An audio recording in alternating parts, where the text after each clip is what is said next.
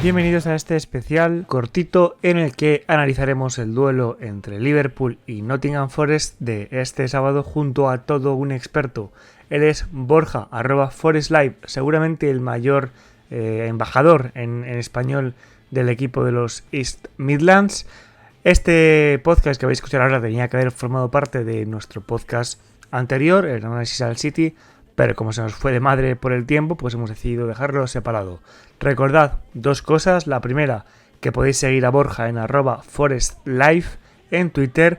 Tiene un podcast llamado Minuto Forest sobre el Nottingham Forest, bastante divertido, bastante dinámico, en el que, bueno, si os gusta este equipo podéis enteraros un poco más de su actualidad. Y recordad también que cualquier retweet, cualquier comentario, todo nos puede ayudar muchísimo. Muchas gracias y espero que disfrutéis mucho de este podcast. Un saludo.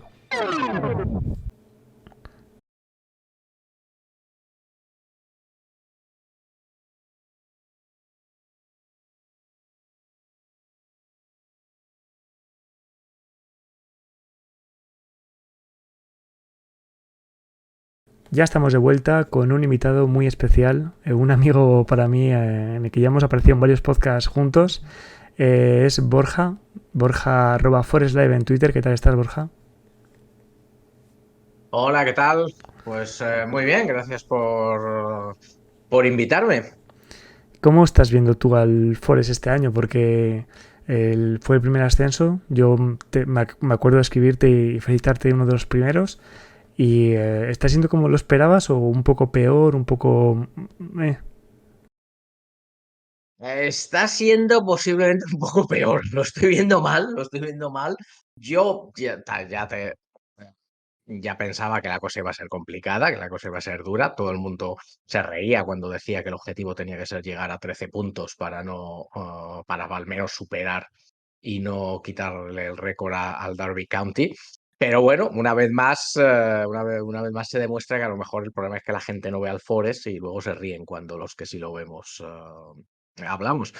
Pero sí, la verdad es que mal, mal, mal. Las cosas no van bien, el equipo no funciona, hay mucha inestabilidad interna en el club, decisiones que no se entienden. En fin, las cosas la verdad es que, aunque en los últimos partidos se ha estabilizado un poco, pero estabilizado quiere decir sacar un punto de 6, eh, pues no van bien y no pintan nada bien, desde luego. Tú que has visto el Forest tantos años y que sobre todo le seguiste mucho la campaña anterior, ¿hacían falta 23 refuerzos? No, yo creo que no. Yo creo que el gran problema que ha tenido el Forest han sido posiblemente tres. Uno, no ser capaz o no querer, no lo sé, claro, de retener a algunos de los jugadores que tenía cedidos, porque es verdad que no todos los podía retener, no todos se querían quedar en el Forest, sobre todo Jet Spence, pero había otros que sí, pero que el Forest decidió no intentarlo, o intentarlo poco, o intentarlo tarde.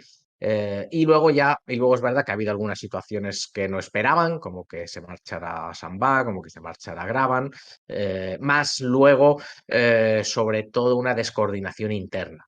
A mitad del verano hubo claramente dos bandos en el Forest. Por un lado, el director deportivo, el consejero delegado, que quería hacer un tipo de fichajes. Por otro lado, la parte griega, el dueño, el hijo del dueño y demás, que querían hacer fichajes más de renombre, que son los que han fichado a Lingard, a Lodi, querían fichar a Batshuayi en el último día. Definitiva, ha habido poca coordinación. Es verdad que el Forest necesitaba muchos jugadores, es verdad que el Forest, quiera que no, ha sido víctima de lo que es ya casi un círculo vicioso de los equipos que suben de Championship a Premier League sin pagos para caídas, que es para igualar el potencial que tienen otros equipos que sí tienen pagos para caídas, necesitan muchos cedidos. Es que no hay más. Un equipo como el Forest no puede pagar los fichajes que puede hacer el Norwich, por ponerte un ejemplo, o este año los que pueda hacer uno como el Burnley. Entonces tiene que tener muchos jugadores cedidos y si asciendes esos jugadores se van, claro. Entonces ahí hay un problema sistémico, hay un problema sistémico que afectó al Fulham en su día, que afectó al Aston Villa la temporada pasada, Y ese problema sistémico yo creo que ha sido no muy bien gestionado por el Forest, que desde luego no. Tendría que haber evitado tener que fichar de dos jugadores. Ya de cara al duelo del sábado entre Forest y Liverpool, recuerdo cuando se enfrentaron ambos equipos la temporada pasada en FA Cup, que en Twitter, ¿Era en injusta del Twitter, Liverpool? tenía justa el Liverpool, en Twitter hubo mucho We Only Hate Derby and Liverpool, ¿no? Porque hay una rivalidad que la gente igual ha olvidado, pero en los años 80 estos dos equipos había una rivalidad muy latente. ¿Crees que para los fans de Nottingham este partido, volver a enfrentarse al Liverpool en Premier League, tiene un gusto especial? Sí, sí lo tiene, porque es el Liverpool fue el gran rival inglés del gran equipo del Forest en los años a finales de los 70, principios de los 80. Os tengo que recordar que el Forest eliminó al Liverpool campeón de Europa en la Copa de Europa. 2-1 creo que fue en City Ground y 0-0 además con un cerrojazo de esos que hacen historia en Anfield. Y la verdad es que ha pervivido y sí que eso es una rivalidad que el año pasado a muchos seguidores del Forest les gustó volver a vivir por lo que significaba, por lo que significan ambos clubes. Y yo creo que este año es uno de los partidos que muchos seguidores del Forest sin duda más estaban esperando, el jugar contra el Liverpool, sí, sí. Detalle muy bonito lo que hubo, por cierto, en aquel partido en City Ground con la grada de memoria a los 97, que hemos hablado del tema en el programa de hoy, pero en el sentido inverso, desgraciadamente. No sé si mis compañeros, Coque, Alex, te quieren hacer algún tipo de pregunta del partido.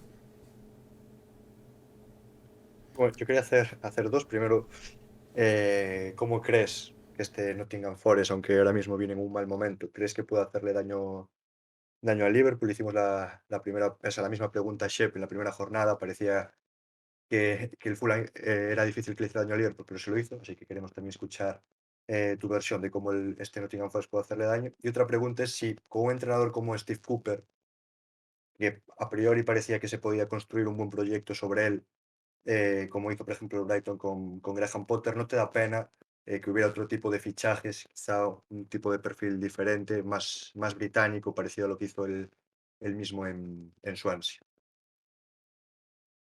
La primera pregunta yo no creo, yo veo muy complicado que el Forest tal y como está ahora le haga daño al Liverpool. A lo mejor a principio de temporada, no sé por qué, es que de repente tras el partido contra el Bournemouth todo se ha caído.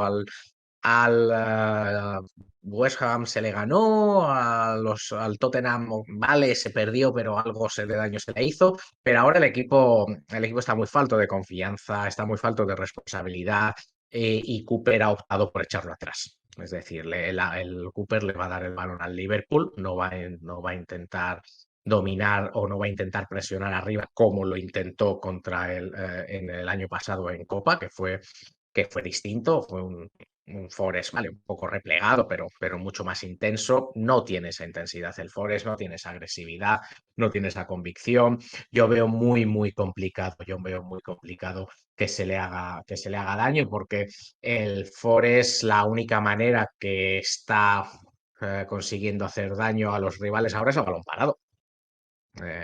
Penaltis, faltas, y bueno, contra una defensa como la del Liverpool, la verdad, hombre, es verdad que Van Dijk no está en su mejor momento, pero se ve complicado. La banda izquierda del Liverpool, perdón, del Forest, con Tofolo supongo que jugará, no se va a aventurar mucho.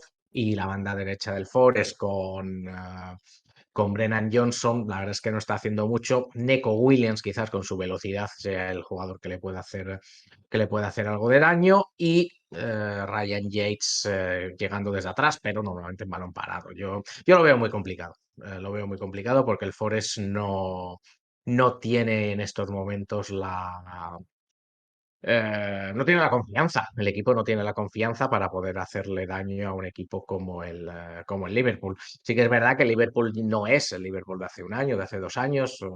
Es un equipo más pesado, de ritmo más lento de lo que era, y ese tipo de equipos le vienen un poquito mejor al Forest que uno de ritmo muy alto, como pueda ser el Brighton, por ejemplo, pero lo veo complicado, la verdad. Y a la línea, a los jugadores, bueno, yo principalmente a mí lo que menos me ha gustado es el hecho de que el Forest no haya intentado conservar el bloque que había conseguido. Es que es la manera de... Era un bloque, era una plantilla que vale, a lo mejor había, por supuesto, habría que mejorarla, pero que había conseguido conectar con la afición, tenía una manera clara de jugar, tenía una identidad. Y eso se ha destruido. Que esos jugadores sean británicos o no, pues bueno, a mí personalmente la verdad es que tampoco me importa mucho. Pero tendría que ver qué partido fue, pero curiosamente el Nottingham Forest en uno de los partidos de liga no recientemente puso un 11 de jugadores titulares totalmente británicos, que eso es algo que no muchos equipos en la Premier League de hecho pueden hacer. No recuerdo cuál fue, no recuerdo cuál fue, pero me sorprendió porque lo leí y digo, ¿cómo? Y miré la alineación y efectivamente sí. Henderson era británico, estaba Nico Williams por un lado, Toffolo por el otro, estaba creo que Cook, Worrell y McKenna, es decir, estaba O'Brien, es decir, está todos los jugadores, el 11 inicial era británico. Era británico. Con lo cual lo puede hacer, lo puede hacer. Sí que es verdad que, bueno, últimamente ya no, ya juegan algunos otros jugadores extranjeros, pero bueno, yo en ese sentido, lo de que sean británicos o no, a mí personalmente, la verdad es que no es algo que me parezca excesivamente importante. Sí, yo me quería lanzar a preguntarte alguna.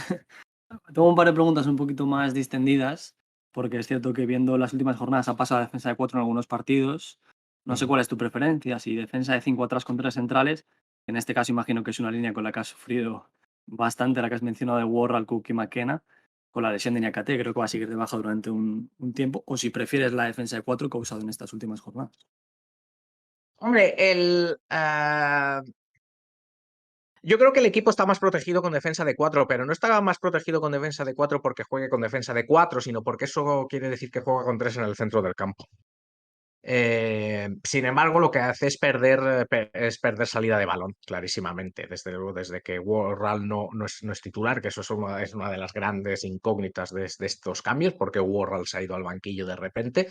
Eh, el equipo pierde salida de balón, pero el equipo ha ganado. Bueno, primero porque juega más atrás, porque juega más junto y sobre todo porque juega con doble pivote. Para mí con triple pivote en este caso. Para mí el gran problema que tenía cuando jugaba con tres centrales era que por un lado estaban un poco descompensados, sobre todo cuando entró Lodi, que Lodi la verdad es que no se ha entendido con el resto de la línea defensiva, cuando estaba Toffolo quizás menos en ataque, pero defendía mejor. Y luego, sobre todo, el gran problema era la espalda de los dos centrocampistas. Es decir, eso, intentar sostener el centro del campo solo con dos jugadores es lo que le mató en Leicester, lo que le mató antes. Sí, sí, mi preferencia es por jugar con tres centrales, porque le da mejor salida de balón al Forest, o al menos para intentarlo. Pero claro, si juega así, no tiene que jugar Lingard, no puede jugar Lingard. Tienes que jugar con un media punta que baje más, que se integre más con los tres centrocampistas, con los dos centrocampistas. Entonces, que era lo que no hacía, y bueno, pues ahora lo que ha hecho es un 4-3-3, ¿no? El equipo, por lo menos, eso sí, está recuperando un poco, no sé si la solidez, pero por lo menos la compostura. Entonces, yo creo que no va a cambiar. Yo creo que va a seguir jugando con 4 para intentar, bueno, no sé si resultados llegarán o no, pero para intentar que el equipo se tranquilice y a partir de ahí crecer, ¿no? Pero no sé si llegar a tener, si le van a dar ese tiempo a Steve Cooper, no sé si de hecho es que vamos a llegar al Mundial medio descendido, claro. Y por ahí quería enfocar un poco la segunda pregunta, es qué valoración haces tú de la renovación de Cooper, porque es cierto, el comienzo ha sido bueno, francamente pobre. El equipo está colista, marcha con 10 puntos en las primeras jornadas. Sin embargo, ha sido renovado hasta 2025 en un voto de confianza en un entrenador que había hecho un muy buen trabajo antes. Y además, hemos visto las últimas semanas esa pequeña renovación. Han echado a hombres que tienen un cargo importante en el club. Ha llegado Filippo Garibaldi, no sé si ya pensando quizás en el mercado de invierno, si bien es cierto que el equipo viene, como comentamos, de hacer 22 fichajes, lo que es, por cierto, el récord de un equipo británico en toda la historia del fútbol. Y en este caso inglés, superando el Palace, y en el escocés el Dundee me parece que hizo también 19 fichajes hace 22 años. Así que no sé si ya también pensando en lo que puede llegar en enero para reforzar a una plantilla que seguramente vaya a estar peleando hasta el final por evitar el descenso a la Championship. No sé si en mi respuesta voy a ser capaz de darte tantos datos como tú has dado en tu pregunta, pero intentaré responder. A mí la renovación de Cooper me parece bien. A mí me parece bien porque desde un punto de vista de la gestión de grupos, es intentar algo distinto. Es intentar, yo creo que la renovación de Cooper ha venido, no sé a quién se le ocurriría, no sé quién lo diría, no sé quién tendría la idea dentro del club. Parece ser que han sido algunos directivos, sobre todo de la junta directiva, en la parte más británica, que calmaron al dueño, Evangelos Marinakis, pero es intentar algo distinto. Es decir, bueno, si cambiamos, si seguimos cambiando, pues no se sabe si va a funcionar. Y lo que yo interpreto que el club ha intentado con eso es tranquilizar a la plantilla, es decir, rebajar los niveles de tensión de la plantilla. Porque quieras que no, con tanta tensión, y yo no creo que la plantilla le esté haciendo la cama a Steve Cooper, sino más bien lo contrario. Se notaba claramente, la plantilla estaba muy nerviosa porque sabía que un resultado negativo podía derivar en una crisis mayor y demás. Y entonces eso lo que intentas hacer es, bueno, pues reducir esa tensión, bajar esos niveles de tensión. Es otra manera de intentar atajar una crisis y de intentar gestionar a largo plazo.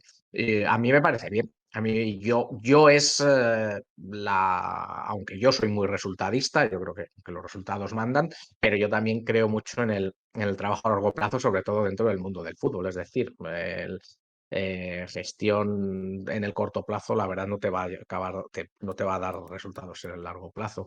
Y es un poco, yo lo comparo un poco con el modelo que usaba, no necesariamente el Norwich, sino más bien el Burnley. El Burnley que tuvo rachas muy negativas, pero siguió, nunca destituyó a Sean Dyche, y al final la plantilla le costaba 10 partidos, pero acababa volviendo a subir, acababa volviendo a ganar, ¿no? Estaba ahí.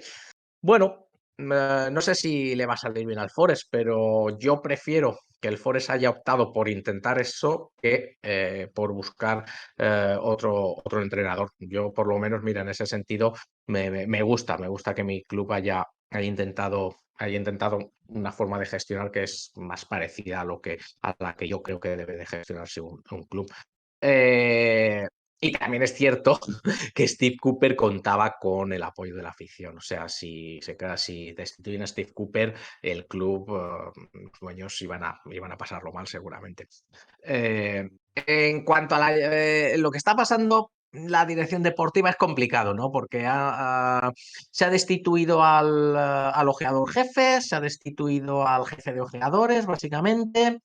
Parece ser que el consejero delegado, el CEO, puede irse también, que estos eran sus hombres, y sí, efectivamente se ha traído a este buen hombre del Watford, que bueno, no se sabe muy bien qué es lo que va a hacer.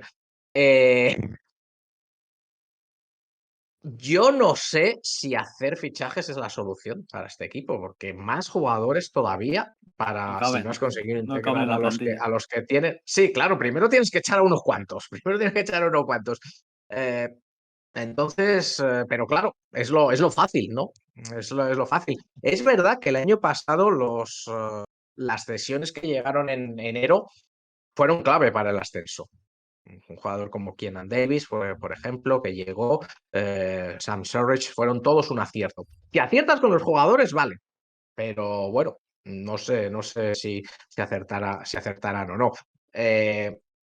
Hombre, sí que es verdad que un goleador al Forest no se vendría mal las cosas como son, pero bueno, para eso hay que poder sacar el balón. Cuando vino Sepe a analizar al Fulham, le pedimos que diera un resultado sobre el partido, una porra. A ti no te voy a pedir eso, te voy a pedir simplemente si, conociéndonos como nos conocemos, crees que voy a perder algún tren. Yo creo que sí, yo creo que sí, porque estamos en unos momentos complicados del transporte por ferrocarril en Inglaterra y yo creo que es posible que tengas algún problema, ¿eh? Para el que quiera saber de qué hablamos, buscad el episodio de Cosas que mi abuelo debería saber, llamado Lo de Nottingham, en el cual explico las peripecias que sufrí en mi última visita a City Ground hace ya 4 años con Borja. Muchas gracias por haber estado aquí hoy con nosotros, te lo agradecemos mucho. Muchas gracias por pasarte y que trates bien a Diego por allí, que nos traiga muchas anécdotas para contar en el próximo episodio. Bueno, Diego sabe que tiene que vestirse con una camiseta del Forest para poder entrar a City Ground. Bueno, de hecho iré con la bufanda que me compré la última vez, pero si veo camisetas de Neco Williams o de Brennan Johnson a un precio asequible, no descarto comprarla. Muchas gracias, Lobo, tío. Hasta luego, gracias.